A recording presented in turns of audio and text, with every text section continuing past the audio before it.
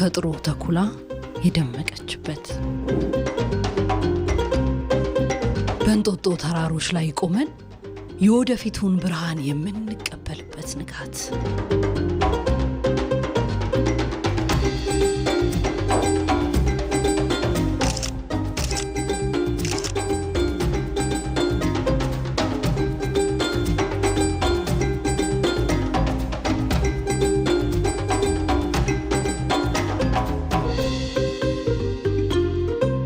ጥበብና ትጋት ትናንትን ዛሬ ላይ የምንሸምንበት ክር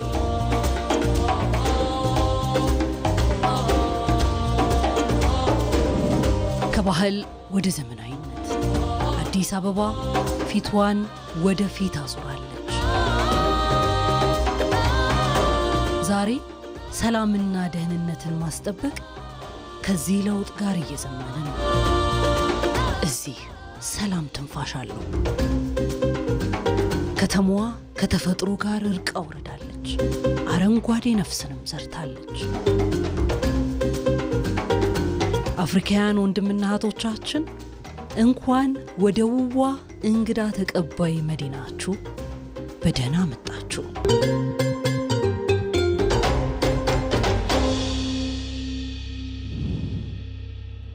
39ኛው የአፍሪካ ህብረት የመሪዎች ጉባኤ ዛሬ በአዲስ አበባ ተጀምሯል።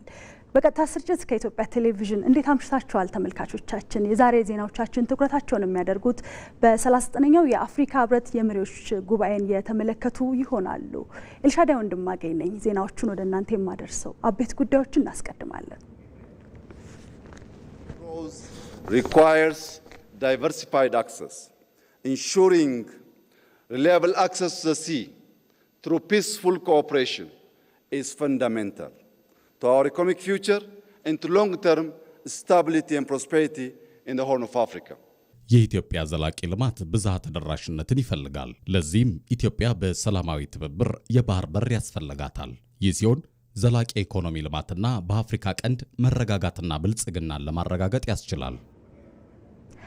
ተመልካቾች ቀደም ብለን የተከታተልነው የፌዴራል ጠቅላይ ሚኒስትር አብይ አህመድ በ39ኛው የአፍሪካ ህብረት የመሪዎች ጉባኤ ሲጀመር ያደረጉትን ንግግር ቀንጨብ አድርገን ነው ወደ እናንተ ያደረስነው። ቀደም ብዬ እንደገለጽኩላችሁ እንግዲህ ዛሬ ዜናዎቻችን ትኩረታቸውን የሚያደርጉት የአፍሪካ ህብረትን የተመለከቱ ጉዳዮች ይሆናሉ። ሸጎሌ ከሚገኘው ከዋናው ስቱዲዮ ዜናዎችን በቀጥታ ወደ እናንተ የማደርሰው ኤልሻዳይ ወንድማገኝ ነኝ። እንዲሁም ደግሞ በአፍሪካ ህብረት ጊዜያዊ ስቱዲዮ የሚገኘው ባልደረባዬ ብሩክ ተስፋዬ ደግሞ ዜናዎችን ወደ እናንተ ያደርሳል። ቀደም ብዬ ግን ማስቀድመው ባልደረባዬ ብሩክ ተስፋዬን ነው። ብሩክ ተስፋዬን እንግዲህ ወደ እናንተ እናደርሳለን። ብሩክ እንዴት አምሽተሃል? ዜናዎችን መቀጠል ትችላለህ። አመሰግናለሁ ኤልሻዳይ። ሰላም የተከበራችሁ ተመልካቾቻችን፣ 39ኛውን የአፍሪካ ህብረት የመሪዎች ጉባኤን አስመልክቶ የኢትዮጵያ ብሮድካስቲንግ ኮርፖሬሽን የህብረቱን የዛሬ ውሎ የተመለከቱ ዜናዎችን ብሩክ ተስፋዬ ወደ እናንተ አደርሳለሁ። አብራችሁኝ እንድትቆዩ በአክብሮት ጋብዛለሁ። ኢትዮጵያ ዘላቂ የኢኮኖሚ ልማትን ለማረጋገጥ በሰላማዊ ትብብር የባህር በር እንደሚያስፈልጋት ጠቅላይ ሚኒስትር አብይ አህመድ አስገነዘቡ። ውሃ የሁሉ ነገር መሰረት ነው ያሉት ጠቅላይ ሚኒስትር አብይ በአፍሪካ ወንዞች ለጋራ ልማት እንደሚውሉ ታላቁ የኢትዮጵያ ህዳሴ ግድብ ማረጋገጫ መሆኑን ገልጸዋል። ሞላ ለማየሁ ተጨማሪውን አሰናድቷል። 39ኛው የአፍሪካ ህብረት የመሪዎች ጉባኤ በአዲስ አበባ መካሄድ ጀምሯል። የፌዴራል ጠቅላይ ሚኒስትር አብይ አህመድ ቀደምት የሰው ልጅ መገኛ የራሷ የጊዜ አቆጣጠር ያላትና ቡናን ለመጀመሪያ ጊዜ ለዓለም ያጋራች ኢትዮጵያ እንኳን ደህና መጣችሁ በማለት ነው ንግግራቸውን የጀመሩት። ውሃ ከተፈጥሮ ሀብት በላይ ነው ያሉት ጠቅላይ ሚኒስትር አብይ የልማት የሰላምና መረጋጋት መሰረት መሆኑን ተናግረዋል። ውሃ ሁሉንም ነገር የሚወስን ነው ያሉት ጠቅላይ ሚኒስትር አብይ ኢትዮጵያም ይህንን በአግባቡ ስለምትረዳ ውጤታማ የውሃ አስተዳደርን ለልማት እያዋለች መሆኑን ገልጸዋል። The Grand Ethiopian Renaissance Dam now powers homes and industry. ታላቁ የኢትዮጵያ ህዳሴ ግድብ አሁን ላይ የመኖሪያ ቤቶችንና ኢንዱስትሪዎችን በኃይል እያደመቀ ነው። ለጎረቤት ሀገራትም የኤሌክትሪክ ኃይል እያቀረበ ይገኛል። ይህም የአፍሪካ ብልሃት እንዴት የጋራ ልማትና ብልጽግናን እንደሚያመጣ ያሳያል። በአፍሪካ የሚገኙ ወንዞች ለጋራ ጥቅም መዋል ከተቻለ መረጋጋትን ያመጣሉ። የአፍሪካ ኢኮኖሚ በፍጥነት እያደገ መሆኑን ጠቀሱ ጠቅላይ ሚኒስትር አብይ የኢትዮጵያ ኢኮኖሚን ፈጣን እድገት ከሚያስመዘግቡ ቀደምት ሀገራት መካከል ይጠቀሳል ብለዋል። በኢትዮጵያ ያለው ልማት ሁሉንም አካታች እንዲሆን እየተሰራ መሆኑን ተናግረዋል። Over the next 25 years, we aim to move from a low-income economy to a globally competitive one. በቀጣይ 25 ዓመታት ኢትዮጵያ ዓለም አቀፍ ተወዳዳሪ ኢኮኖሚን ትገነባለች። ይህም ምርትና ምርታማነትን በማሳደግ በኢንዱስትሪና ኢኖቬሽን እንዲሁም በስራ ዕድል ፈጠራ የተደገፈ ይሆናል። ሆኖም ልማት ብቻውን በቂ አይደለም። ትልቁ ሀብታችን ህዝባችን ነው። ስለሆነም የህዝብን ተጠቃሚነት ለማሳደግ እየሰራን ነው። በኢትዮጵያ ባለፉት ዓመታት የእናቶችና ህጻናትን ጤና እንዲሁም የህጻናትንና ታዳጊዎችን ትምህርት ሽፋን ማሳደግ ተችሏል። የትምህርት ቤት ምገባ ፕሮግራም በመተግበርም ልማቱ ሁሉንም ያካተተ እንዲሆን አድርገናል። ኢትዮጵያ አፍሪካን በማስተሳሰር ትልቅ ሚና እየተወጣች መሆኑን የገለጹት ጠቅላይ ሚኒስትር አብይ አፍሪካን ከተቀረው ዓለም ጋር ለማስተሳሰር ትልቅ አቅም የሚጨምር ቀዳሚ የአውሮፕላን ማረፊያ እየገነባች መሆኑን ገልጸዋል። በፍጥነት እያደገ ላለው የኢትዮጵያ ኢኮኖሚ የባህር በር በሰላማዊ መንገድ ማግኘት እንደሚያስፈልግ ጠቅላይ ሚኒስትር አብይ ተናግረዋል። Reliable access to the sea through peaceful cooperation is fundamental.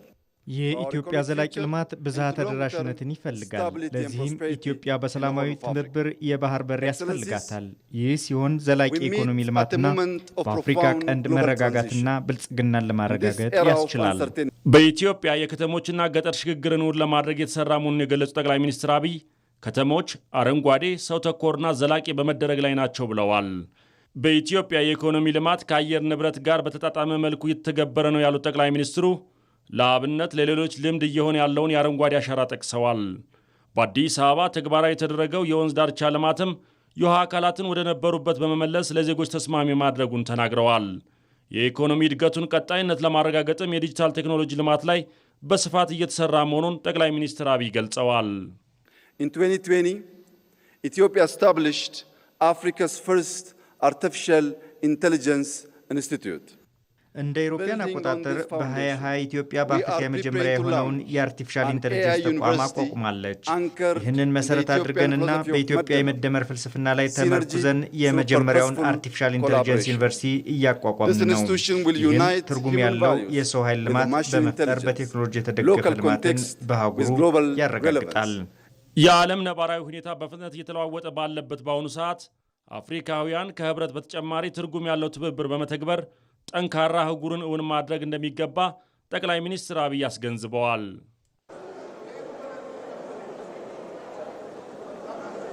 የተከበራችሁ ተመልካቾቻችን ከዚሁ ጉዳይ ጋር በተገናኘ የተለያዩ መረጃዎችን የሚያደርሱን ባልደረቦቼ አብረውኛሉ። ይመር አደም የተባበሩት መንግስታት ድርጅት ዋና ጸሐፊ አንቶኒዮ ጉቴሬሽ ያስተላለፏቸውን መልእክቶች በተመለከተ ካፍታ በኋላ መረጃዎቹን የሚያጋራን ይሆናል። ወንዶሰን አፈወርቅ ኢትዮጵያ ከተረጅነት ወደ ምርታማነት ራሷን እየቀየረች ያለችበትን ጉዳይ በተመለከተ በህብረቱ ከተነሱት አንደኛው ጉዳይ ነውና ወደ በኋላ ላይ እሱም መለስ ብሎ መረጃዎቹን ያቀብለናል። በተጨማሪም አስማረ ብርሃኑ 39ኛውን የአፍሪካ ህብረት የመሪዎች ጉባኤ ለመሳተፍ የመጡ እንግዶች ጋር ቆይታን አድርጓል። ምን ሐሳብ ሰጡት የሚለውን ተመልሶ የሚያጋራን ይሆናል። ይመር አደምን ላስቀድም።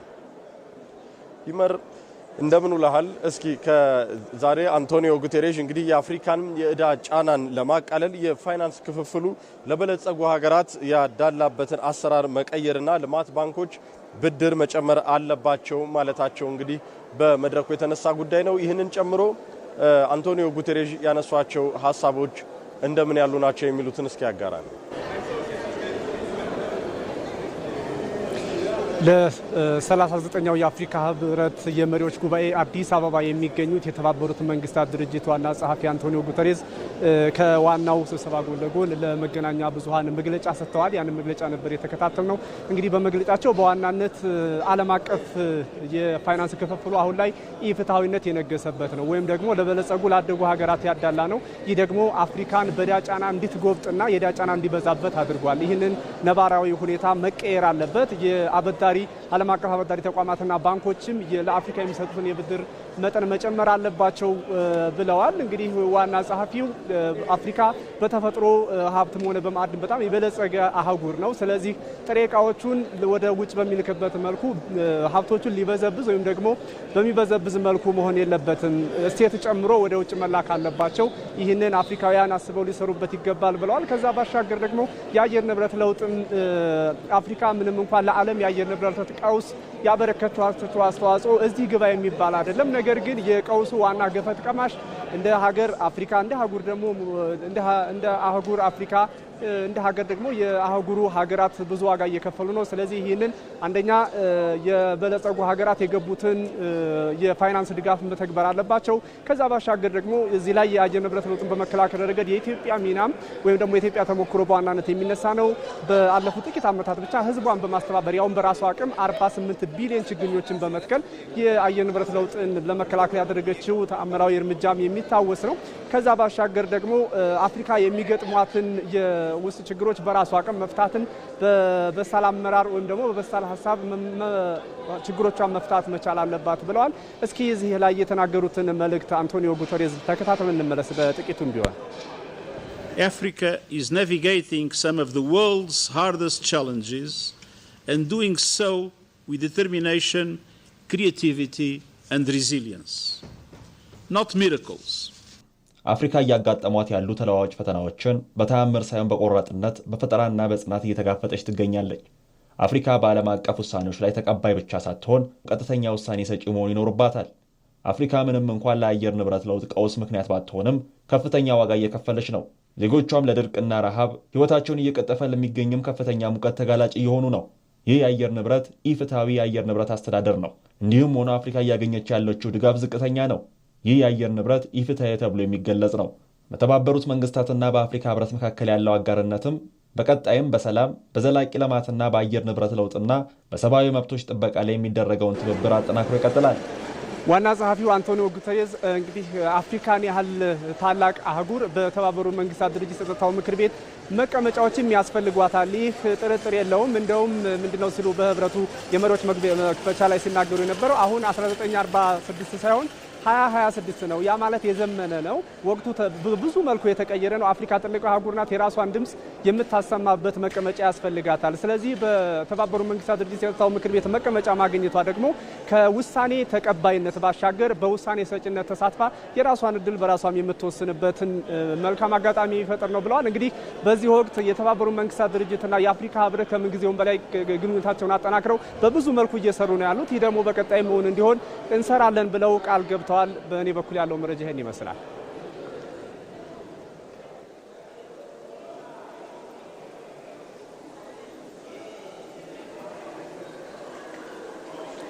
ይመር ለመረጃዎች እጅግ አድርጌ አመሰግናለሁኝ። ባለህበት መልካም ጊዜ ይሆንልህ።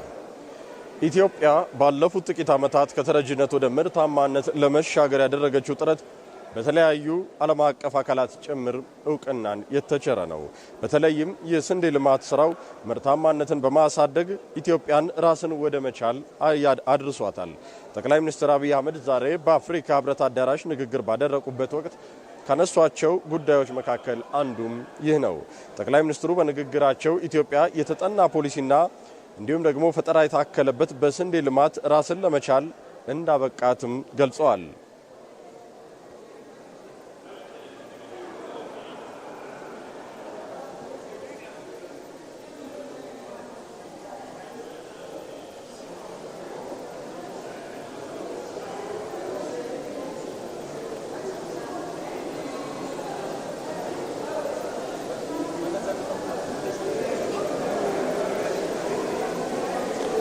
ከዚሁ ጉዳይ ጋር በተያያዘ ተጨማሪ መረጃዎችን ሊሰጠን ሪፖርተራችን ወንዶሰን አፈወርቅ በቀጥታ መስመራችን ላይ ይገኛል።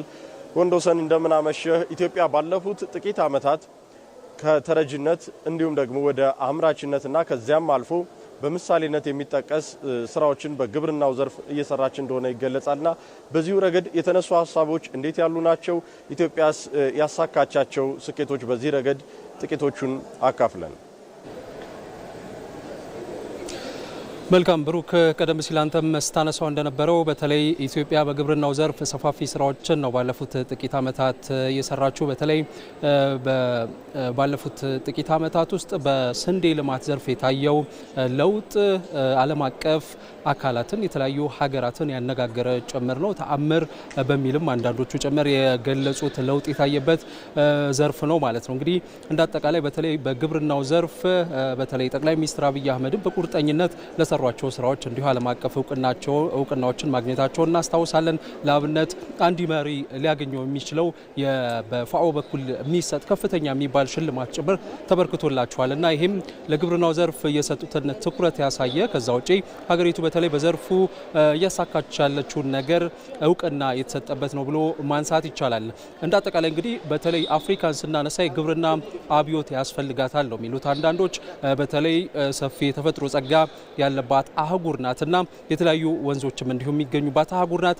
እነዚህን አንድ ላይ አስተባብሮ በግብርናው ዘርፍ ሰፋፊ ስራዎችን መስራት እንደሚገባ ነው እንዲሁ እየተነሳ የሚገኘውና በዚህ ወቅት እንግዲህ ኢትዮጵያ በተለይ ለአፍሪካውያን ጭምር አርአያ መሆን የቻለችባቸውን ስራዎች ሰርታለች። የናይጄሪያ የተለያዩ ባለስልጣናትን ጨምሮ የተለያዩ የአፍሪካ ሀገራት ባለስልጣናት እንዲሁ ሲናገሩ የሰማነው ነገር አለ። በተለይ ኢትዮጵያ በስንዴው ልማት ዘርፍ የሰራችውን ስራ ተሞክሮ በመውሰድ በሀገራችንም እንደዚህ ያለ ንቅናቄ እንደዚህ አይነት ለውጦችን ማምጣት እንደሚፈልጉ ከዚህ ቀደም ሲናገሩ ሰምተናል ማለት ነው። እንግዲህ ኢትዮጵያ የተለያየ የአየር ሁኔታ አላት። በተለይ ከደጋ ጀምሮ እስከ ቆላማ አካባቢዎች ድረስ በተለይ ለስንዴ ምርታማነት ምቹ ሊሆኑ የሚችሉ የአየር ሁኔታዎች አሉ። ነገር ግን እነዚህ ነገሮች ሳንጠቀም ቆይተናል። በተለይ ደግሞ ስንዴ ከውጪ በማስገባት በሌሎች ሀገራት ላይ ጥገኛም ሆነን ቆይተናልና ይህንን ታሪክ መቀየር አለብን በሚል ነው መንግስት ባለፉት ዓመታት ሲሰራ የቆየው ማለት ነው። በዚህም እንግዲህ ከፍተኛ የሚባል ለውጥን ማምጣት ተችሏል። ስንዴን ከዝናብ ጥገኝነት በማላቀቅ በመስኖም ጭምር ማልማት የሚቻልበት እንቅስቃሴ ተደርጓልና በዚህም በተለያዩ አካባቢዎች በተለይ ከዚህ ቀደም የስንዴ ልማት ባልተለመደባቸው አካባቢዎች ጭምር በከፍተኛ ሁኔታ ስንዴን ማምረት ተችሏል ማለት ነው። ይህም የሚደነቅ ስለመሆኑ ነው በብዙዎች ሲመሰከር እየሰማ ነው ማለት ነው። በተለምዶ ስንዴ እንግዲህ በኢትዮጵያ የሚመረተው በተለይ በከፍተኛ ወይም ደግሞ በደጋ በምንላቸው አካባቢዎች ነው። ነገር ግን ዝቅተኛ በሚባሉ ወይም ቆላማ በሚባሉ አካባቢዎች ይህንን በስፋት ማምረት ተችሏልና አሁን ላይ እንግዲህ ኢትዮጵያ ከፍተኛ የሆነ የስንዴ ምርትን ነው እያመረተች የምትገኘው። ጠቅላይ ሚኒስትር አብይ አህመድ በቅርቡ ይፋ እንዳደረጉት በ2018 ግማሽ ዓመት ውስጥ አጠቃላይ ስንዴ ምርት እንግዲህ 126.69 ሚሊዮን ኩንታል ደርሷል ነው ሲሉ ይፋ ያደረጉት። ይህም እንግዲህ የመስኖ ስንዴ ምርትን ሳይጨምር ማለት ነው። እንግዲህ በጣም ከፍተኛ ቁጥር ነው። ከዛ በተጨማሪነት ኢትዮጵያ እንግዲህ በዚህ የስንዴ ልማት ፕሮግራም ራስን የመቻል ጉዞ ነው እያደረገች የምትገኘውና በዚህ ውስጥ በተለይ ፕሮግራሙ ምርታማነትን ማሳደግ የመስኖ ስርዓትን ማስፋፋት ላይ በስፋት እየተሰራ ነው የሚገኘው። ከዛ ውጪ የዘር አቅርቦት ስርዓትን ማጠናከር እንዲሁም በዋና ዋና አካባቢዎች ለአነስተኛ አርሶ አደሮች ጭምር ድጋፍ የማድረግ ስራ በከፍተኛ ሁኔታ ተሰርቷል። ይህም ሀገሪቱን ለከፍተኛ ስኬት አብቅቷታል ተብሏል።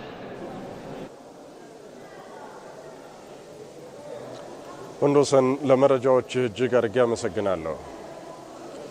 የአፍሪካውያን መዲና የሆነችው አዲስ አበባ አህጉራዊና ዓለም አቀፋዊ ጉባኤዎችን ማስተናገድ በሚያስችላት ደረጃ መገንባቷን የ39ኛው የአፍሪካ ህብረት ጉባኤ ተሳታፊዎች ገለጹ። የጉባኤው ተሳታፊዎች ባለፉት ዓመታት በአዲስ አበባ የተገነቡት መሰረተ ልማቶች የሚደነቁ ናቸው ብለዋል። ተመልካቾቻችን ከዚሁ ጉዳይ ጋር በተያያዘ ተጨማሪ መረጃዎችን የሚያጋራን ሪፖርተራችን አስማረ ብርሃኑ ነው። አስማረ እንዴት አምሽተሃል? ዛሬ እንግዲህ 39ኛውን የአፍሪካ ህብረት የመሪዎች ጉባኤን የታደሙ የተለያዩ እንግዶችን አግኝተሃልና ከነሱ ጋር በነበረ ቆይታ ስለ አዲስ አበባ ምን ሀሳቦችን አካፈሉ? ምልከታቸው እንዴት ያለ ነው የሚለውን እስኪ ጥቂት ሀሳቦችን ስጠን። አመሰግናለሁኝ ብሩክ። እንግዲህ ዛሬ በ39ኛው የአፍሪካ ህብረት የመሪዎች ጉባኤ የታደሙ እንግዶች በተለይ አዲስ አበባን ከዚህ በፊት በተለያዩ ጊዜያት ተመላልሰው እንደሚያውቋትና ነገር ግን በዚህኛው ዙር ያዩት በአዲስ አበባ የመሰረተ ልማት ግንባታዎች መፋጠን በከተማዋ በተለይ የከተማዋን ውበት በማደስ ረገድ የተሰሩት ስራዎች እንዳስደነቋቸው ነው የገለጹልን። ከቦሌ አውሮፕላን ማረፊያ ተነስተው ወደ ሆቴሎቻቸው ሲሄዱ ከሆቴሎቻቸው ወደዚህ ወደ አፍሪካ ህብረት የመሰብሰቢያ አዳራሽ ሲመጡ በግራ በቀኝ ያዩአቸው ነገሮች ከመጡበት ጊዜ አንስቶም ደግሞ በአዲስ አበባ ከተማ ተዘዋውረው የተመለከቷቸው የተለያዩ የመሰረተ ልማት ግንባታዎች ለሌሎች የአፍሪካ ሀገራትም ምሳሌ ሊሆን በሚችል ደረጃ በፍጥነት ከተማን መቀየርና መሰረተ ልማቱ ተሟልቶ የተለያዩ አህጉራዊና ዓለም አቀፋዊ ኩነቶችን ማስተናገድ በሚችል አቅም እንደዚህ ከተማን መገንባት እንደሚቻልና ለነዋሪዎችም ምቹ ማድረግ እንደሚቻል የተመለከትንበት ነው ሲሉ ትዝብታቸውን ገልጸውልናል። እስኪ እነዚህን እንግዶች ያናገርንበትን ሀሳባቸውን በጋራ ተጋርተን እንመለስ። Preparing for the biggest airport in Africa, which is something that us as Africans we are all proud of. የኢትዮጵያ አየር መንገድ በአፍሪካ ግዙፉ አየር መንገድ ነው። ሁሉም አፍሪካዊ የሚኮራበትም ነው። በመሆኑም ሁል ጊዜ ወደ አዲስ አበባ በመምጣት ከተማዋን መጎብኘት ደስ የሚያሰኝ ነገር ነው። በሚቀጥሉት ጥቂት ወራት ሌሎች አዳዲስ መነጋገሪያ የሆኑ መሰረተ ልማቶች እንደሚጨመሩ አምናለሁ። ይህ መሆኑ ደግሞ የከተማዋን ውበት ይበልጥ በማጎልበት የቱሪስት ፍሰቱን እንዲጨምር ያደርገዋል።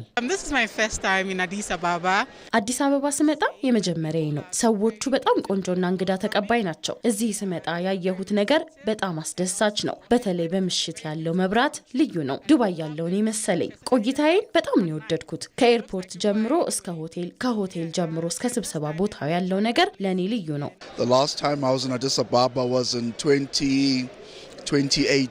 ለመጨረሻ ጊዜ አዲስ አበባ የመጣሁት በ2018 ነበር።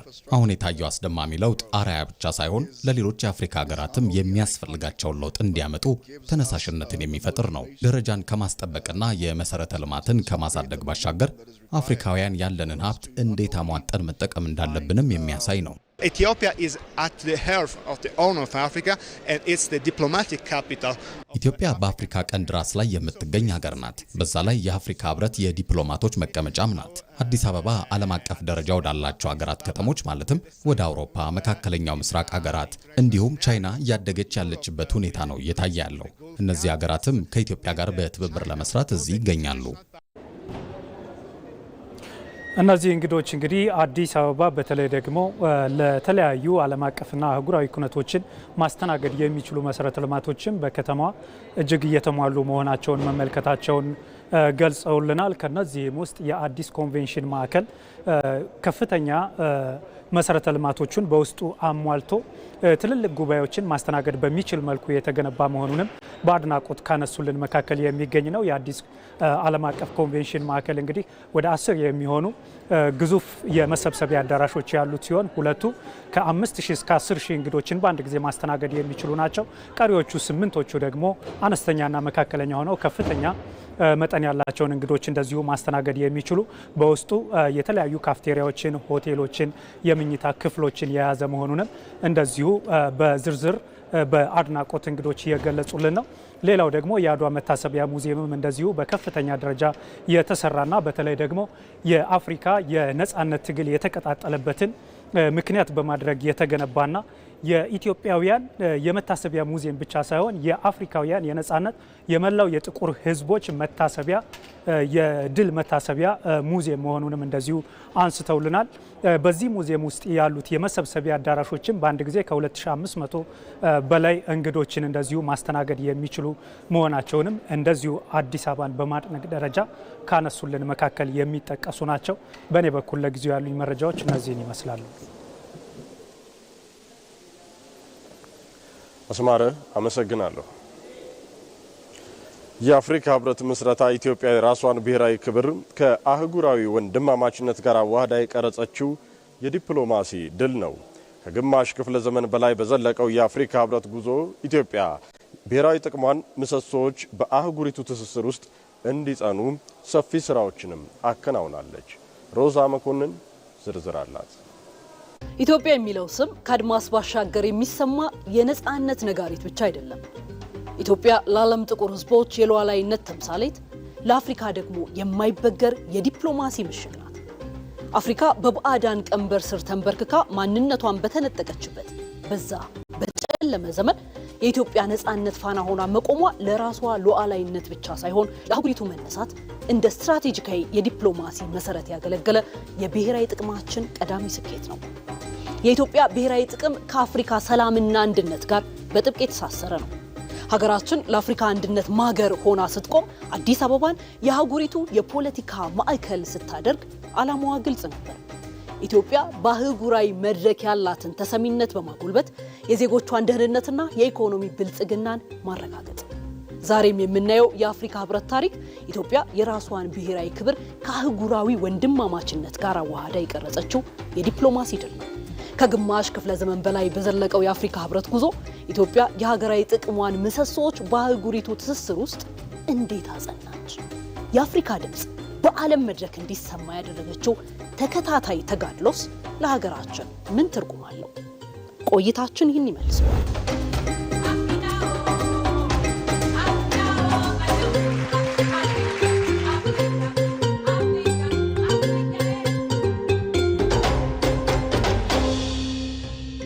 በ1950ዎቹ መጀመሪያ የሪዮት ዓለም ተቃርኖና የቅኝ ግዛት ዘመን ሴራዎች በአፍሪካ ሀገራት መካከል መለያየትን ፈጠሩ። ከሁሉ በላይ ደግሞ አፍሪካ ዛሬውኑ ወደ አንድነት መምጣት አለባት በሚሉና አህጉራዊ አንድነቱ ቀስ በቀስ ይምጣ የሚሉ የካዛብላንካና የሞኖሮቪያ ቡድኖች መካከል አህጉሪቱ በሁለት ጎራ ተከፈለች። አፍሪካ የመዋሃድ ህልሟ አደጋ ላይ በወደቀበት በዚያ ወሳኝ ወቅት ኢትዮጵያ የሰላም መልእክተኛ ሆና ብቅ አለች። ቀዳማዊ ኃይለ ሥላሴ በመሪዎች መካከል የነበረውን የሐሳብ ልዩነት በዲፕሎማሲ ድልድይ ያገናኙት። ልዩነታችን ጥቂት አንድነታችን ግን መሰረታዊ ነው በሚለው ጥልቅ ንግግራቸው በሁለቱ ቡድኖች መካከል የአንድነት መድረክ ገነቡ። ዛሬ 63 ዓመት በግንቦት ወር 1955 ዓ.ም አዲስ አበባ የልዩነት ማክተሚያ የአንድነት መባቻ ሆነች። ነፃነታቸውን ያረጋገጡ የአፍሪካ ሀገራት በአዲስ አበባ ተሰብስበው የአፍሪካ አንድነት ድርጅትን መሰረቱ። የአፍሪካ አንድነት ድርጅት ወደ አፍሪካ ህብረት የተሸጋገረበት የ1994 ዓ.ም የታሪክ ምዕራፍ አህጉሪቱ ከቅኝ ግዛት ነፃ የመውጣት ተጋድሎዋን አጠናቃ ወደ ኢኮኖሚያዊና ወደ ዲፕሎማሲያዊ ውህደት እንዲሁም ፖለቲካዊ ትስስር የተሸጋገረችበት ወቅት ነበር። በዚህ ሂደት ውስጥ ኢትዮጵያ የሽግግሩ ዋና መሐንዲስ በመሆን ህብረቱ ጠንካራ መዋቅርና ራዕይ እንዲኖረው ከማድረግ ባለፈ ታሪካዊ የነፃነት ተምሳሌትነቷን ወደ ተግባራዊ የዲፕሎማሲ መሪነት ቀይረዋለች። ኢትዮጵያ ቤቷን ለአፍሪካውያን ክፍት በማድረግ አዲስ አበባን ከኒውዮርክ እስከ ብራሰልስ ቀጥላ የዓለማችን ግዙፍ የዲፕሎማሲ ማዕከል እንድትሆንም አድርጋለች። ዛሬ አዲስ አበባ ከ134 በላይ የውጭ ሀገራት ኤምባሲዎችና ከ60 በላይ ዓለም አቀፍ ድርጅቶች መቀመጫ በመሆን በአህጉሪቱ ሰላም፣ ጸጥታና ልማት ላይ ወሳኝ ውሳኔዎች የሚመነጩባት የፖለቲካ ማዕከል ሆናለች። አፍሪካን በህብረት የምትሰበስበው ኢትዮጵያ ለአህጉሪቱ ካበረከተቻቸው ሴቶች መካከል ለአፍሪካ ችግሮች አፍሪካዊ መፍትሄ የሚለው እሳቤ ቀዳሚ ነው። ይህ መፈክር ብቻ አይደለም፣ የአህጉራዊ ክብርና የሉዓላዊነት መገለጫም ሆኗል። ኢትዮጵያ አፍሪካ የራሷን ዕጣ ፈንታ በራሷ መወሰን አለባት ብላም በጽኑ ታምናለች። By championing African solution to African challenges, we can secure lasting peace and stability. የህዳሴ ግድብ ድርድር ከዋሽንግተን ወደ አፍሪካ ህብረት እንዲመለስ ማድረጓ የዚህ እሳቤ ትልቅ ማሳያ ነው። የውሳኔ የኢትዮጵያን ብሔራዊ ጥቅም ከማስጠበቅ ባለፈ ህብረቱ የአህጉሪቱን ትልልቅ ጉዳዮች የመፍታት አቅም እንዳለው ለዓለም ያሳየበት የታሪክ ክስተት ነበረ። በሀገር ውስጥም የሰሜኑ ጦርነት በዚሁ አፍሪካዊ እሳቤ በመቋጨት ለዓለም በተግባር አሳይታለች። ኢትዮጵያ በአፍሪካ ሰማይ ስር ሰላም እንዳይደፈርስ የሰላም ዘብ በመሆንም ታሪክ የመዘገበው ተልዕኮ አላት። በሺዎች የሚቆጠሩ ሰራዊቶቿን አሰማርታ ከሩዋንዳ እስከ ብሩንዲ፣ ከሶማሊያ በረሃዎች እስከ ደቡብ ሱዳን፣ ከዳርፉር እስከ አብዬ ምድር የኢትዮጵያ ልጆች ለሰላም ደክመዋል። ትስስሩ በመሬትና በሰላም ብቻ አልተገደበም። የአፍሪካ ሰማይ አንድ ይሁን በሚለው መርህም የኢትዮጵያ አየር መንገድ አፍሪካውያን እርስ በርስ እያገናኘ ይገኛል። ከናይሮቢ እስከ አክራ፣ ከሞቃዲሾ እስከ አቢጃን፣ ከካይሮ እስከ ኬፕ ታውን ከ60 በላይ የአፍሪካ ከተሞችን በማስተሳሰር የአህጉሪቱን ሰማይ አቀራርቧል። ይህ ትስስር በባቡር መስመሮችና በኤሌክትሪክ ኃይል ሽያጭ ጭምር ተጠናክሯል። ኢትዮጵያ የአህጉራዊ ኢኮኖሚያዊ ትስስር ተግባራዊ ሞዴል እንድትሆንም አስችሏታል። ዛሬ አዲስ አበባ የአህጉሪቱ ኩራትና የዘመናዊነት መገለጫ ለመሆን በለውጥ ጉዞ ላይ ትገኛለች። ዘመናዊ አገልግሎት የሚሰጥባት፣ አስተማማኝ የደህንነት ያላት፣ ዓለም አቀፍ ደረጃዎቹን የጠበቁ የመሰብሰቢያ ማዕከላት የሞሉባት መዲናም ሆናለች። አዲስ አበባ ማዘመን ኢትዮጵያን ብቻ ሳይሆን የአፍሪካን ክብር የመገንባት ስራ ነው። ኢትዮጵያና አፍሪካ ህብረት የማይነጣጠሉ በታሪክ የተሳሰሩና በጣፈንታ የተጋመዱ ናቸው። ትላንት ለነጻነት አብረው ቆመዋል። ዛሬ ለሰላምና ልማት አብረው ይፋለማሉ። ወደ ነገው ብልጽግና ደግሞ አብረው ይጓዛሉ። የኢትዮጵያ አበርክቶ በመዝገብ ላይ የሚሰፍር ትዝታ ብቻ ሳይሆን ለትውልድ የሚተርፍ ህያው ቅርስ ሆኖ ዛሬም ቀጥሏል። የተከበራችሁ ተመልካቾቻችን 39ኛውን የአፍሪካ ህብረት የመሪዎች ጉባኤን አስመልክቶ ከኢትዮጵያ ብሮድካስቲንግ ኮርፖሬሽን ከዚህ አፍሪካ ህብረት ከሚገኘው ጊዜያዊ ስቱዲዮ ዜናዎችን እየመራው ብሩክ ተስፋዬ ከእናንተ ጋር ቆይታ አደረግኩኝ። ወደ ዋናው ስቱዲዮ ኤልሻዳይ ትጠብቃችኋለች። በያላችሁበት በኔ በኩል ውብ ጊዜ ይሆነላችሁ። አመሰግናለሁ ብሩክ ስላደረስከን መረጃ በዚያ በሚገኙ ባልደረቦቻችንም ጭምር እጅግ አድርጌ ነው ማመሰግነው። ተመልካቾች ወደ ዋናው ስቱዲዮ መልሳችኋለሁ።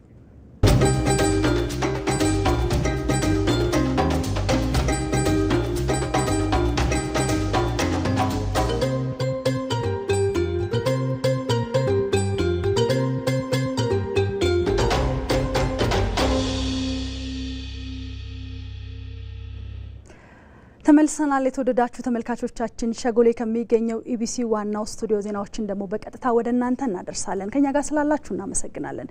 ወደ ቀዳሚዎቹ አልፋለሁ። አፍሪካ በተባበሩት መንግስታት የጸጥታው ምክር ቤት የሚገባትን መቀመጫ መከልከል የማይቻል መሆኑን የተባበሩት መንግስታት ድርጅት ዋና ጸሐፊ አንቶኒዮ ጉተሬስ ገለጹ።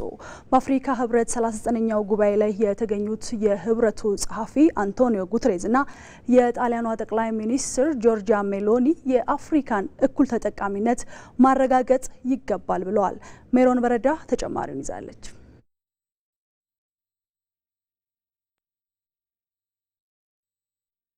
በ39ኛው የአፍሪካ ህብረት የመሪዎች ጉባኤ ላይ ለመታደም ግብዣ የተደረገላቸው የተባበሩት መንግስታት ድርጅት ዋና ጸሐፊ አንቶኒዮ ጉተሬስ እንዳሉት ባለፈው 10 ዓመታት ህብረቱ ከመንግስታቱ ድርጅት ጋር በመሆን በሰማያዊ መብት፣ በጸጥታና ደህንነት እንዲሁም በዘላቂ እድገትና ሌሎች ጉዳዮች ላይ አብሮ ሲሰራ ቆይቷል። የባርነትና የቀኝ ግዛትን ቀንበር መጣል የቻለው ህብረቱ ከተመሰረተበት ጊዜ ጀምሮም የአፍሪካውያንን ችግር መሰረት አድርጎ መፍትሄ ፍለጋ ላይ እየሰራ እንደሚገኝም አንስተዋል። ታዲያ ህብረቱ በተባበሩት መንግስታት የጸጥታው ምክር ቤት ሊኖረው የሚገባውን ውክልና መከልከል የማይቻልና አሳማኝም እንደማይሆን አንቶኒዮ ጉተሬስ በንግግራቸው አጽንኦት የሰጡበት ጉዳይ ነው። We have stood with Africa as you lead global demands for justice. አፍሪካ የቀኝ ግዛትን ለማስቆም ፍትህ ስትጠይቅ አብረን ቆመናል። የአየር ንብረት ለውጥን ለመዋጋት ቀጣይነት ያለው የእድገት እቅድን ለማሳካት እንዲሁም በሌሎች እቅዶች ላይ በጋራ ቆመናል። አፍሪካን በተባበሩት መንግስታት የጸጥታው ምክር ቤት ቋሚ መቀመጫ ማሳጣት የሚቻል አይደለም። ይህ 2026 ነው እንጂ 1946 አይደለም። በጸጥታው ምክር ቤት ጠረጴዛ ላይ የሚወሰነው የትኛውም የአፍሪካ ጉዳይ ላይ አፍሪካ መወሰን አለባት።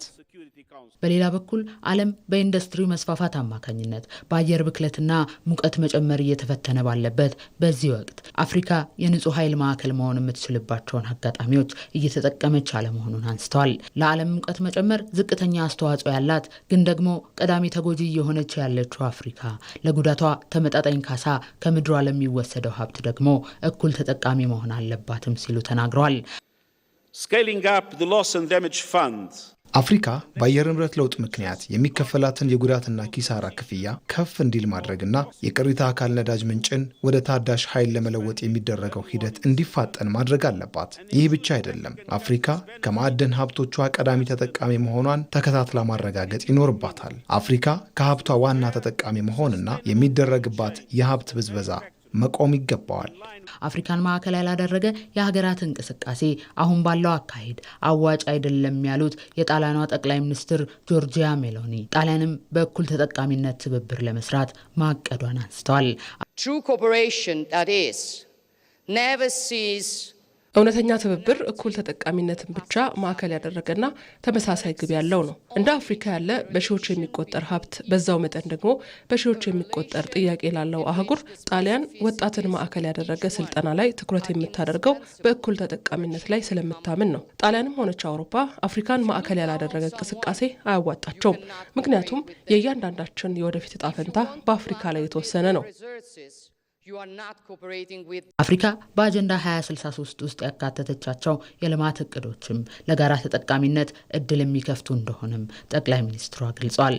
With a particular focus on this year on water-related projects.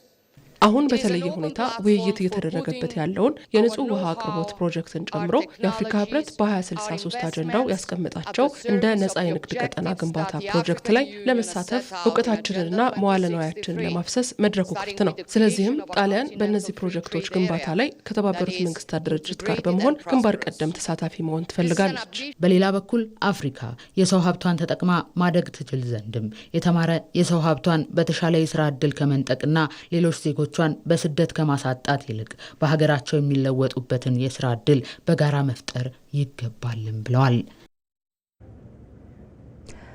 ባለብዙ ወገን ግንኙነት የሳሳ በመጣበት አፍሪካውያን መሰባሰብና አንድነታቸውን ማጠናከር እንደሚጠበቅባቸው የአፍሪካ ህብረት ኮሚሽን ሊቀመንበር መሐመድ አሊ የሱፍ ተናገሩ። ተሰናባቹ የአፍሪካ ህብረት ሊቀመንበር የአንጎላው ፕሬዝዳንት ጃዋ ላውሬንሶ የህልውና ጉዳይ በመሆኑ የአጀንዳ 2063 አፈጻጸም ትኩረት እንዲሰጠው ጠይቀዋል። ዛሬ በመክፈቻው ያደረጉትን ንግግር ደግሞ ባልደረባችን ሀብታሙ ተክለስላሴ እንደሚከተለው ያቀርበዋል።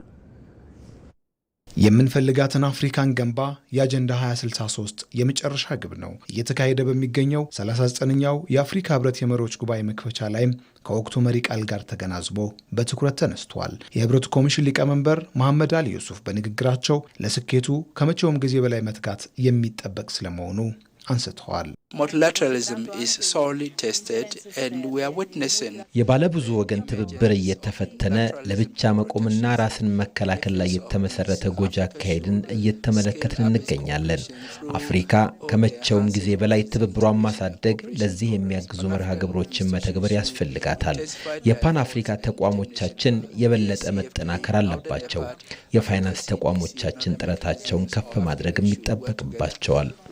እምቅ ሀብትን ለመጠቀም መሰባሰብ፣ መተባበር ያስፈልገናል ያሉት ሊቀመንበሩ ሰላምና ደህንነት ላይ በትኩረት እንስራ ሲሉ ጥሪ አቀርበዋል። የባለብዙ ወገን ትብብር እየተዳከመ እኔ ብቻ እየገነነ በመጣበት ዓለም አፍሪካውያን በአንድነት መቆማቸው እጅጉን አስፈላጊ መሆኑን ያነሱት ሊቀመንበሩ ተቋማቶቻችንን እናጠናከር፣ በጋራ እንንቀሳቀስ ሲሉ አሳስበዋል። አጀንዳ 2063 ወደምንፈልጋት አፍሪካ ይወስደናል። ጠንካራ፣ ራሷን የቻለች የበለጸገች አፍሪካን መገንባት ነው ግቡ። ይህ ያለፈ ምኞት ሳይሆን የህልውናችን ማረጋገጫ ቁልፍ ነው።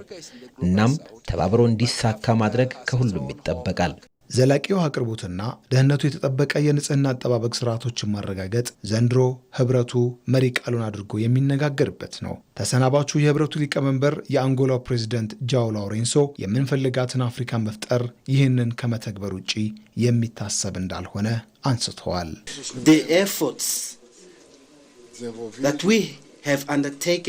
የምንፈልጋትን አፍሪካ የመገንባታችን ውጥን በውሃና ንጽህና ዘርፍ ሰፊ ኢንቨስትመንት ካልተደረገ የሚሳካ አይደለም። በአጀንዳ 2063 የተቀመጠውን በተለይ አካታች እድገትን፣ የሰው ሀብት ልማትን ለማረጋገጥ በዚህ ላይ በትኩረት መስራት ይጠበቅብናል። አንጡራ ሀብቷን ከሰው ኃይል ልማቷ ጋር ካቀናጀች የሚፈለገው ውጤት ማምጣት ይቻላል ያሉት ፕሬዝዳንቱ በንግግራቸው በትብብር ውስጥ አንድነትን ለማጠናከር በጋራ መቆም አስፈላጊ መሆኑን ጠቅሰው በዚህም ማንም ወደ ኋላ ያልቀረበት እንዲሆን ባለፈው አንድ ዓመት መሰራቱን ተናግረዋል። Development is inseparable from stability. ቀጣይነት ያለው ልማት ከመረጋጋትና ከተረጋገጠ ሰላም ውጪ የሚታሰብ አይደለም። የተሟላ እድገት የሚረጋገጠውም ማንም ወደ ኋላ እንዳልቀረ ማረጋገጥ ሲቻል ነው። ያለፈው አንድ ዓመት የአንጎላ ሊቀመንበርነትም በዚሁ ትኩረት የተቃኘ ነው። መሪዎቹ አፍሪካዊ ችግሮችን ከመሰረታቸው ስለመፍታት ሲነጋገሩ ትኩረት የሚሹ ጉዳዮች በመክፈቻው በስፋት ተነስተዋል። በሁሉም አፍሪካ ሀገራት መካከል ያለውን ግንኙነት ማጠናከር እንደሚገባ በ39ኛው የአፍሪካ ህብረት ጉባኤ ተሳታፊዎች ተናገሩ። በአዲስ አበባ ከተማ የመልሶ ልማትና ውበት እያስደነቃቸው እንደሚገኝ ዛሬ የተገኙት አፍሪካውያን ገልጸዋል። በከተማዋም ደግሞ በርካታ ሆቴል መኖራቸውንም ጭምር አንስተውታል። ይህንን አስተያየት ያሰባሰበው ቶማስ ኃይሉ ነው።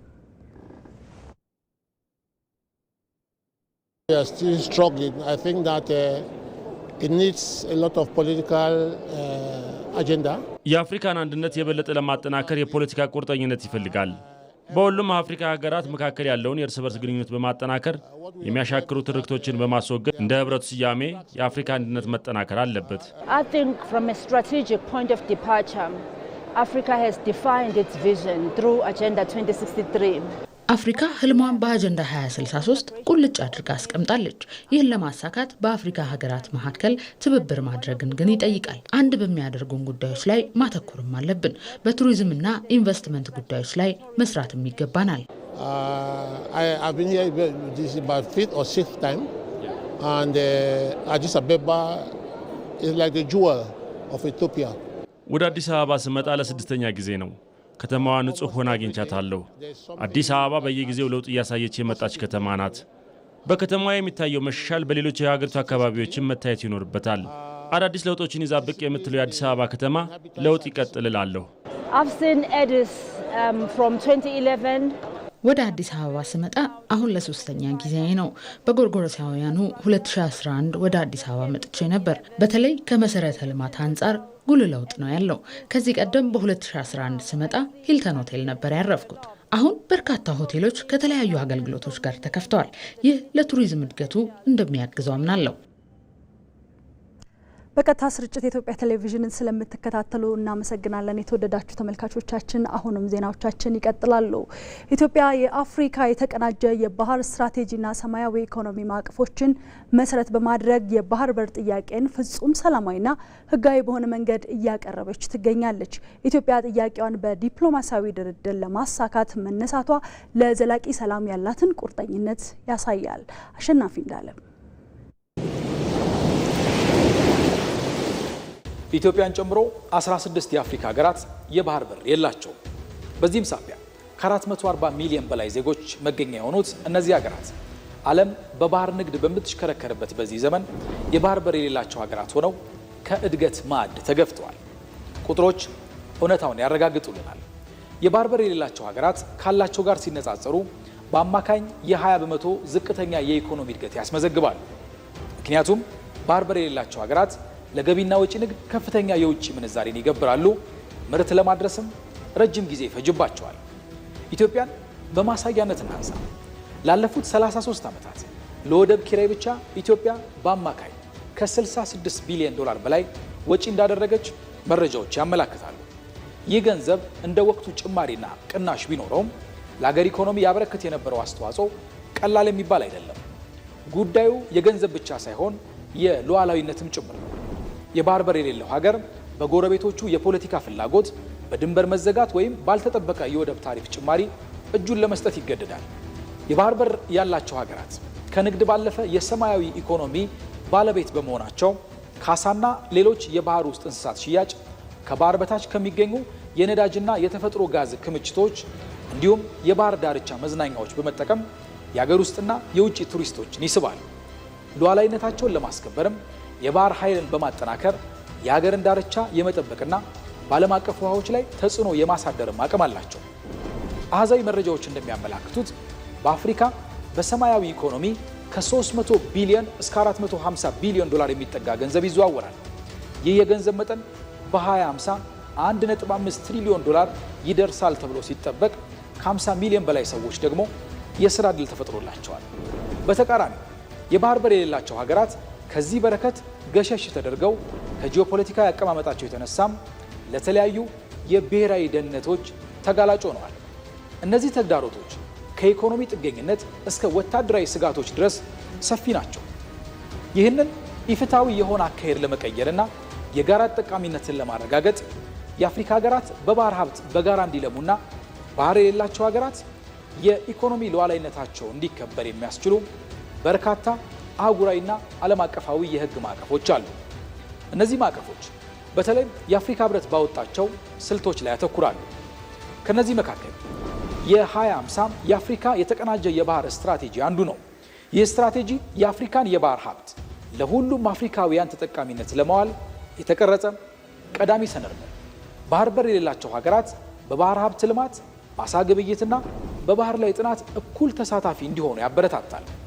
ከዚህም ባለፈ የባህር ላይ ወንጀሎችን በጋራ በመከላከል አስተማማኝ የንግድ መስመር መፍጠርን ያለመ ነው። ሌላኛው የአፍሪካ የባህር ደህንነትና ልማት ቻርተር ነው። ይህ እንደ አውሮፓውያን አቆጣጠር በ2016 በቶጎ የጸደቀው ቻርተር የባህር በር ያላቸውና የሌላቸው ሀገራት በጋራ እንዲሰሩ ግዴታ ይጥላል። ባህር በር የሌላቸው ሀገራት ያለምንም እንቅፋት ወደ ባህር እንዲደርሱና የንግድ ዕቃዎቻቸውን እንዲያጓጉዙ የትራንዚት መብት ዋስትና ሲሰጥ ወደቦች ለባለቤቶቻቸው ብቻ ሳይሆን ለአህጉራዊ ንግድ እድገት እንደ ጋራ መገልገያ እንዲያገለግሉ ያሳስባል። በተመሳሳይ የአፍሪካ ህብረት እንደ አውሮፓውያን አቆጣጠር በ2020 ያጸደቀው የሰማያዊ ኢኮኖሚ ስትራቴጂ የባህር ሀብትን ለሁሉን አቀፍ እድገት መጠቀምን ያለመ ነው።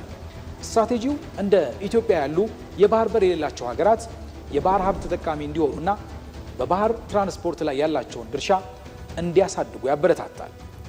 የባህር በር ጉዳይ የአንድ ሀገር ብቻ ሳይሆን የጋራ የአፍሪካ ሀብት ተደርጎ እንዲወሰድ በማድረግ በሀገራት መካከል ያለውን አለመግባባት በዲፕሎማሲያዊ ማዕቀፍ ለመፍታት ይረዳል። ኢትዮጵያ እነዚህንና ሌሎችንም ዓለም አቀፋዊ ህጎች መነሻ በማድረግ የአፍሪካ ህብረት መቀመጫና የፓን አፍሪካኒዝም ተምሳሌት እንደመሆኗ መጠን የባህር በር ጥያቄዋን ከግጭት ይልቅ በትብብር ላይ የተመሰረተ እንዲሆን እየሰራች ነው። የባህር በር ጥያቄዋ ከስትራቴጂካዊ ኢኮኖሚያዊና ደህንነት መስኮች አኳያ ተገቢነት ያለው መሆኑን እየገለጸች የምትገኘው ኢትዮጵያ የሰጥቶ መቀበል መርህን መከተሏ ለሰላማዊ አማራጮች ያላትን ቁርጠኛ አቋም ያመላክታል። በመቶ ሚሊዮኖች የሚቆጠር ህዝብ ባለቤት የሆነችውና በታሪክ ለረጅም ዘመን የባህር ባለቤት የነበረችው ኢትዮጵያ የፍትሐዊነት ጥያቄዋ ፍጹም ዲፕሎማሲያዊ መንገድንና መርህን ታሳቢ የሚያደረገ ነው። የኢትዮጵያ ጥቅም ያለው ከመረጋጋት ከወደብ አማራጭና በቀጠናው ላይ ተሰሚነት ካለው ወታደራዊ አቅም ጋር ነው። የውጭ ሀገራት በሺህ ኪሎ ሜትሮች ርቀው መጥተው ቤዝ የሚመሰርቱበት ቀጠና ላይ ኢትዮጵያ እንደ ቀጠናው ዋነኛ አካል የባህር በር ማግኘቷ ለቀጣይ ሉዓላዊነቷ ወሳኝ ነው።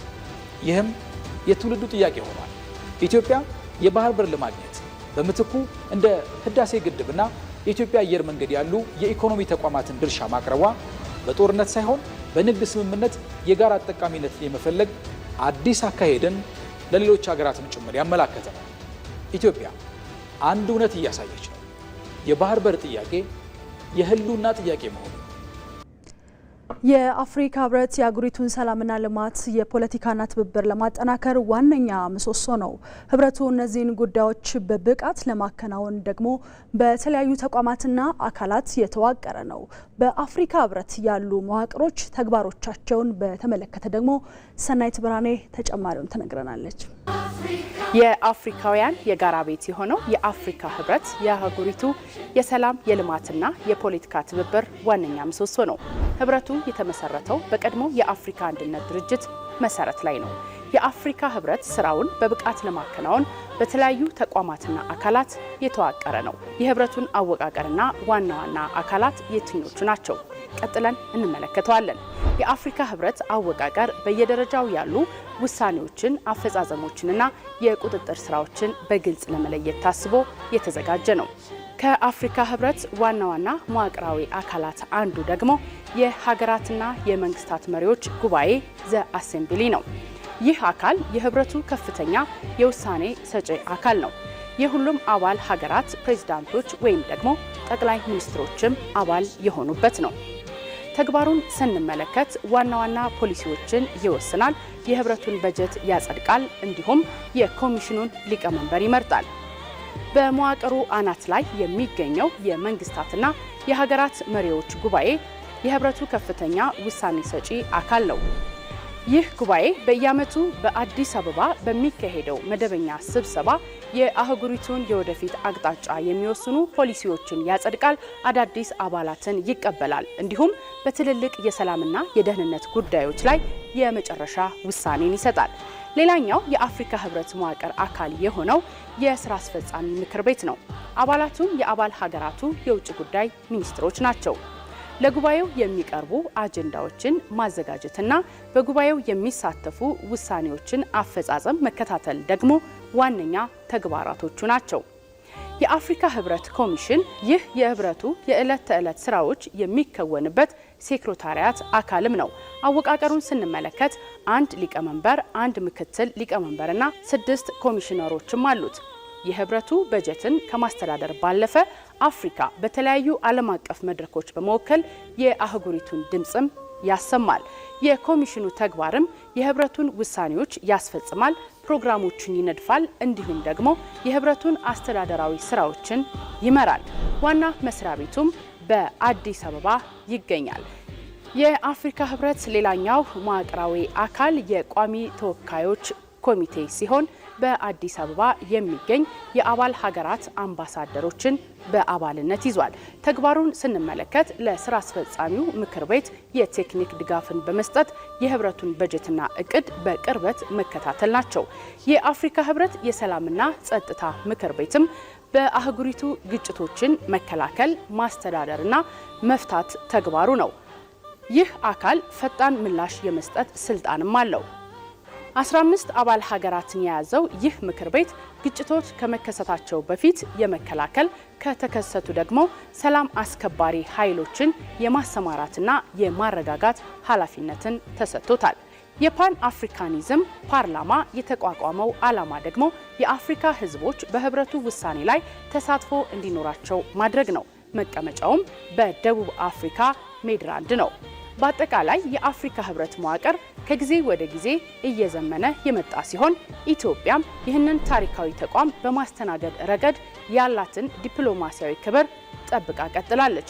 ህብረቱ ዛሬም የአፍሪካውያንን አንድነት በማጠናከር የኢኮኖሚ ትስስርን በማስፋትና ለአፍሪካዊ ችግሮች አፍሪካዊ መፍትሄን የሚለውን መርህ በማንገብ የሀገሪቱን ህዳሴ እያፈጠነ ይገኛል። ተመልሰን ተገናኝተናል። ከኛ ጋር ስላላችሁ ተመልካቾች እጅግ አድርገን ነው የምናመሰግናችሁ። 39ኛው የአፍሪካ የመሪዎች ጉባኤ እንግዲህ ዛሬ በአዲስ አበባ ተጀምሯል። ጉባኤውን የተመለከተውን ደግሞ በተንቀሳቃሽ ምስል ተከታትለን እንመለስ።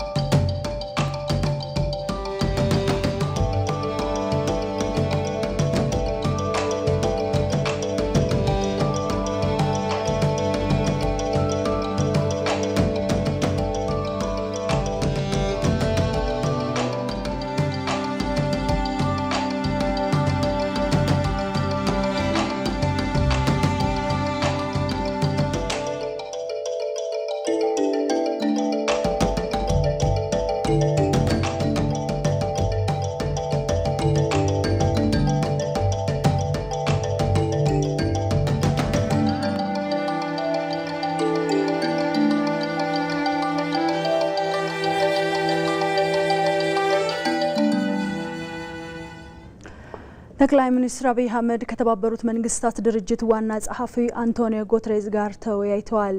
እንዲሁም ጠቅላይ ሚኒስትር ከላይቤሪያው ፕሬዚደንት ጆሴፍ ቦካይ ጋር ውይይት አካሂደዋል። በተመሳሳይም ጠቅላይ ሚኒስትሩ ከሞዛምቢክ ሪፐብሊክ ፕሬዚደንት ዳንኤል ቻፖ ጋር ተወያይተዋል። ውይይቱን ያደረጉት ከ39ኛው የአፍሪካ ህብረት የመሪዎች ጉባኤ ጎን ለጎን ነው። ከውይይታቸውም ባለብዙ ወገን የትብብር መስኮችን በቀጠናዊ የልማት ጉዳዮችና በጋራ አጀንዳዎች ዙሪያ ምክክር ማድረጋቸው ተገልጿል። ይህ በእንዲህ እንዳለ ከሞዛምቢክ ሪፐብሊክ ፕሬዚደንት ዳንኤል ቻፖ ጋር በከተሞች ልማትና ግብርና፣ ሰላምና ደህንነትን ጨምሮ በቅድመ ተኮር ዘርፎች መካከል የተጠናከረ የትብብር እድሎችን ለመለየት የሁለትዮሽ ውይይት አካሂደዋል። ውይይታቸውን ደግሞ ተመልካቾች በተንቀሳቃሽ ምስል እንመልከት።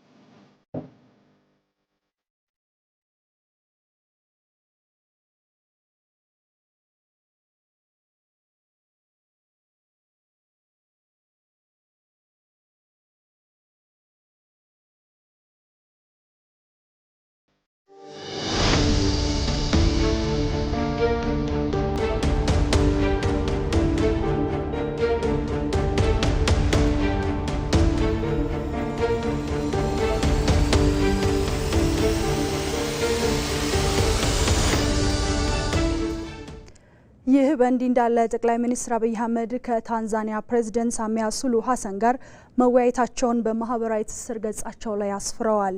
ጠቅላይ ሚኒስትሩ ከሊቢያው ፕሬዝዳንት ምክር ቤት ሊቀመንበር መሐመድ አሊ መንፊ ጋር ተወያይተዋል። በተመሳሳይም ጠቅላይ ሚኒስትሩ ከሶማሊያው ፕሬዝዳንት ሀሰን ሼክ መሐመድ ጋርም ውይይት አካሂደዋል። ውይይታቸው በቀጠናዊ ልማትና የሁለትዮሽ ግንኙነት በሚያጠናክሩ አስቻይ ጉዳዮች ላይ ያተኮሩ ናቸው። ውይይታቸውንም ዳግም በተንቀሳቃሽ ምስል እንመልከት።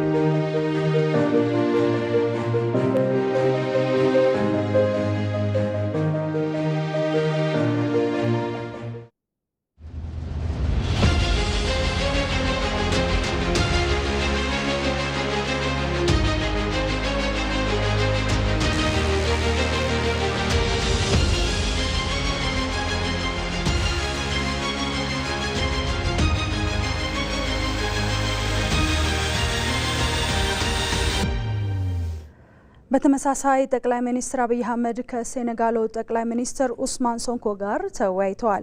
በተጨማሪም ከቦትስዋና ፕሬዚዳንት ዱማ ቦኮን ጋር በሁለትዮሽና ቀጠናዊ ጉዳዮች ለተሻለ ኢኮኖሚ ትብብር ያሉ እድሎችን አፍሪካን ቀጣይ የሚመሩ ትውልድን ማብቃት ላይ በጋራ ለመስራት ውይይት አካሂደዋል።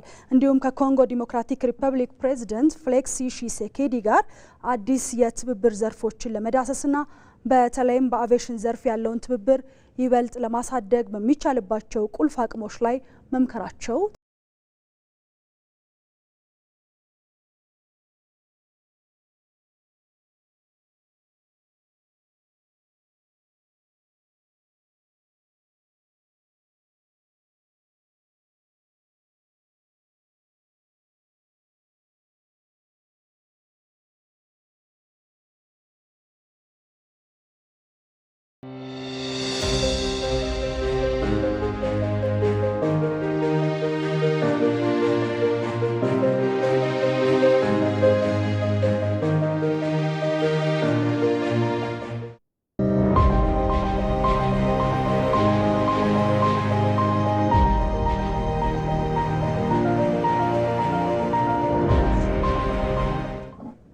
ይህ በእንዲህ እንዳለ ጠቅላይ ሚኒስትር አብይ አህመድ ከፕሮፌሰር ጀፌር ሳክስ ጋር በዘላቂ ልማትና በኢኮኖሚ እድገትና በአፍሪካ የልማት ቅድሚያ ጉዳዮች ላይ ተወያይተዋል።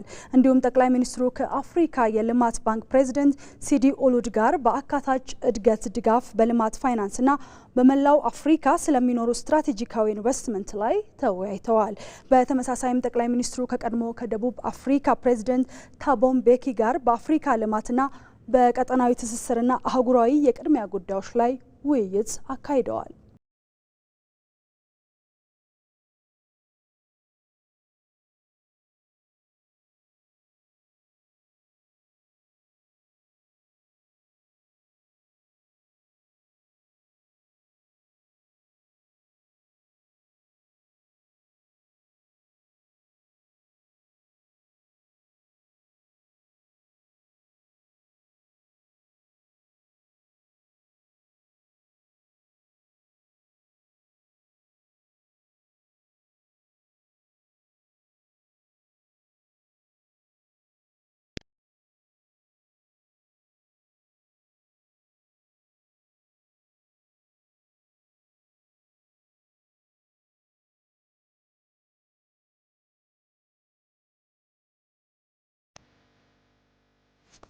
እንቀጥላለን። የተወደዳችሁ ተመልካቾቻችን ወደ ሌሎች ዜናዎች ደግሞ እናልፋለን። ጠቅላይ ሚኒስትር አብይ አህመድ የባርባዶስዋ ጠቅላይ ሚኒስትር ማያ ሞቶሊ ለሶስተኛ ጊዜ የሀገሪቱ ጠቅላይ ሚኒስትር ሆነው በመመረጣቸው የእንኳን ደስ አሎት መልእክታቸውን አስተላልፈዋል።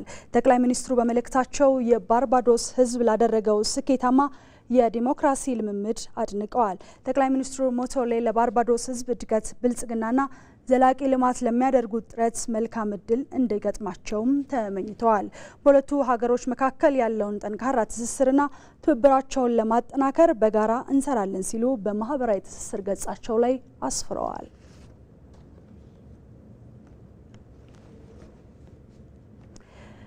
የጣሊያን አፍሪካ ጉባኤ ስትራቴጂካዊ ግንኙነትን ወደ አጋርነት ለማሳደግ አቅጣጫ ይዞ በስኬት መጠናቀቁን የመንግስት ኮሚኒኬሽን አገልግሎት ሚኒስትር ዴኤታ ተስፋውን ጎበዛይ ገለጹ። ሚኒስትር ዴኤታውም ጉባኤውን አስመልክቶ እንዲሁም ዛሬ በተጀመረው በ39ኛው የአፍሪካ ህብረት የመሪዎች ጉባኤ ላይ አጠቃላይ ሂደቱን በተመለከተ መግለጫ ሰጥተዋል። በመግለጫቸውም በአፍሪካ ለመጀመሪያ ጊዜ በኢትዮጵያ የተካሄደው የጣሊያን አፍሪካ ፎረም ስኬታማ ሆኖ መጠናቀቁን ገልጸዋል። የጣሊያን አፍሪካ ጉባኤ በስኬት ተጠናቋል። ይህም ጉባኤ ላይ እንግዲህ ከዚህ በፊትም በተደጋጋሚ እንደተባለው በአፍሪካ ሲካሄድ የመጀመሪያው ጉባኤ ነው። በአፍሪካ ደግሞ የመጀመሪያው ጉባኤ የተካሄደው በአዲስ አበባ ነው። ይህም የአዲስ አበባን የዲፕሎማሲ ማዕከልነት ቀጣይ ማሳያ ነው። የአፍሪካ ጣሊያን ጉባኤ ዋና ዓላማ በአፍሪካና በጣሊያን መካከል ያሉ ግንኙነቶችን ስትራቴጂያዊ በሆነ መልኩ ወደ አጋርነት ለማሳደግ የሚያስችሉ ዋና ዋና አቅጣጫዎች የተቀመጡበት ነው። የጣሊያን ጠቅላይ ሚኒስትር ጆርጂያ ሜሎኒ እንደገለጹት ፓርትነርሺፕ በዋነኝነት ሁለት እኩል አካላት፣ ሁለት አስተዋጽኦ ያላቸው አካላት በጋራ የሚቆሙበት ነው። ዛሬም በነበራቸው ንግግር አፍሪካ የመጻኢው ዓለም ላይ የተለየ ቦታ ያላት መሆኗን ብዙ ሪሶርስ፣ ወጣት የሰው ኃይል እና የተማረ የሰው ኃይል ያላት ስለሆነች የተሻለ ቆይታና የተሻለ እድል ያላት መሆኑን አጽንኦት ሰጥተው ገልጸዋል።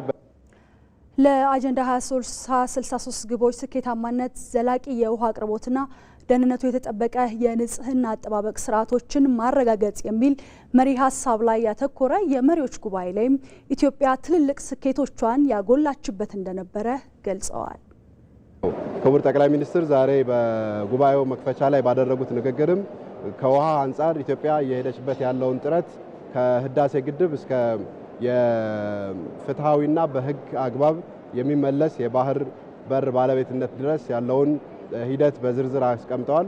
ከዚህም በተጨማሪ በአምስቱ ዋና ዋና የኢኮኖሚ መስኮች ላይ የተገኙ ውጤቶችን በዝርዝር አቅርበዋል። በግብርና በተለይ በስንዴ ራስን መቻል የተሰሩ ስራዎችና የተገኙ ውጤቶች በዝርዝር የቀረቡ ሲሆን ከዚህም በተጨማሪ በተለይ በዲጂታል ኢኮኖሚ በፋይዳና በመሶብ የአንድ ማዕከል አገልግሎት የተሰሩ ስራዎችና የተገኙ ውጤቶች ለሌሎችም የአፍሪካ ሀገራት ተምሳሌት መሆናቸው ተገልጿል። የኢትዮጵያ አየር መንገድ እስካሁን ያለውን ሞዴልነት ወይም አርአያነት ያለው ስራና በቀጣይም እየታቀደ ያለውን አዲሱን የአየር ማረፊያ በሚመለከት ንግግር በሚያቀርቡበት ጊዜ ታዳሚያን በሙሉ በከፍተኛ ሞራል እንዳጀቧቸው አይተናል ማለት ነው። ይህም የሚያሳየው ኢትዮጵያ በሁሉም ዘርፎች እየሰራቻቸው ያሉ ስራዎችን ለመሸጥና ለማስተዋወቅ ይሄ መድረክ ያለውን ትልቅ ፋይዳ ነው ማለት ነው።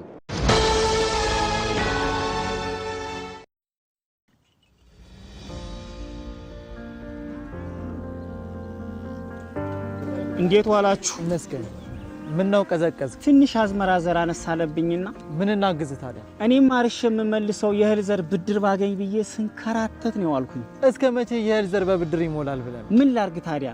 ምን መላ ይገኛል? መላውንማ ልንገርህ። እኔው ራሴ ማዳበሪያን ሰው መላ ሳፈላልግ የኢትዮጵያ ንግድ ባንክ ለአርሶ አደሩም ለአርብቶ አደሩም እፎይታ የሚሰጥ ብድር ማዘጋጀቱን አልሰማም መሰል። ይኸውልህ ለሰብል ምርት ብትል፣ ለመጋዘን፣ ለግብርና መሳሪያ፣ ለማዳበሪያ፣ ለወተት ተዋጽኦ ብትል፣ ለእንስሳት እርባታ የሚሆን አመቺ ብድር አመቻችቷል። ግን እንደው ለኔ የሚያበድሩኝ ይመስላል?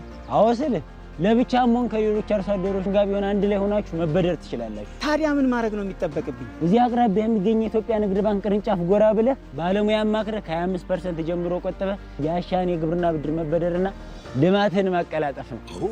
ሀገር የሚመግበው ባለሙያ ለዓመታት ሲያገለግል የቆየው የኢትዮጵያ ንግድ ባንክ የግብርና ስራ እንዲቀላጠፍ አስፈላጊ የሆነ ብድር አመቻችቷል። ከ5% ጀምሮ ቆጥበው የግብርና ስራውን ያቀላጥፉ። የኢትዮጵያ ንግድ ባንክ ሁሌም የሚተማመኑበት ባንክ።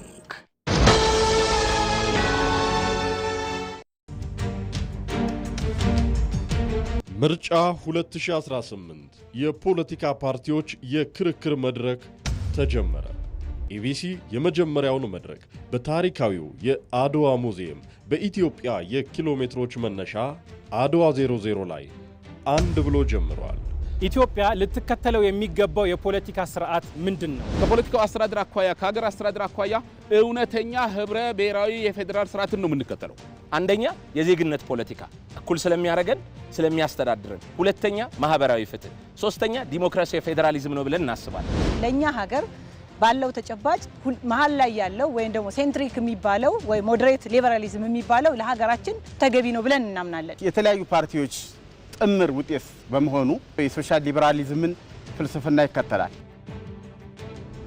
አንድ መንግስት ነው የሚያስብለው ሁለት ነገሮችን ሲያሟላ ነው።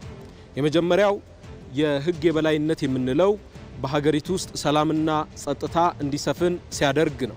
መንቀሳቀስ አይችሉም የተባሉ ሰዎችን በለውጡ እንዲገቡ ተደርጓል ብሏል። አዎ ትክክል፣ እንዲገቡ ተደርጓል። ግን ደግሞ በዛው ልክ በርካታ ሰዎች ከምህዳሩ ከዲሞክራሲ ምህዳሩ እንዲወጡ ተደርጓል ተገፍተው። ምህዳሩን ከማስተካከል አኳያ ከተፎካካሪ ፓርቲዎች በላይ ገዢው ፓርቲ ይመለከተዋል። ሰላማዊ የሆነ የፖለቲካ ትግል እንዲካሄድ ምህዳሩን ማስተካከል አለበት። ባለፉት 7 የለውጥ ዓመታት በኢትዮጵያ የፖለቲካ ታሪክ ውስጥ ሆኖ በማያውቅ መንገድ እና ሊመሰገን የሚችል ሰፊ ስራ ተሰርቷል እየተባለ ያለው ይሄ በጣም ግልጽ ነው። ግልጽ የሆነ አቋም የለው። በተለይ ለዚህ ሀገር የሚያዋጣው የፖለቲካ ስርዓት የብሔር ፖለቲካ፣ ማንነት ላይ የተመሰረተ ፖለቲካ ወይስ እኩልነት ላይ የተመሰረተ ሁሉንም ዜጎች እኩል የሚያይ ፖለቲካ? እኛ እንደ ፓርቲ ችግሩን ለይተን ጠንካራ ጎኑን ወስደን ብሔረሰባዊ ማንነትንም ሳንጥል ኢትዮጵያዊ ሀገራዊ ማንነትን ሳናንጠለጥል ህብረ ብሔራዊ አንድነት ያለው እውነተኛ የፌዴራል ስርዓትን እንገነባለን። ምርጫ 2018 የመጀመሪያው የክርክር መድረክ በቅርብ ቀን መተላለፍ ይጀምራል። በኢቲቪ ዜና ቻናል፣ በኢትዮጵያ ሬዲዮ፣ በኤፍኤም አዲስ 97.1 እና በኢቢሲ.ስትሪም ገጻችን ይጠብቁን።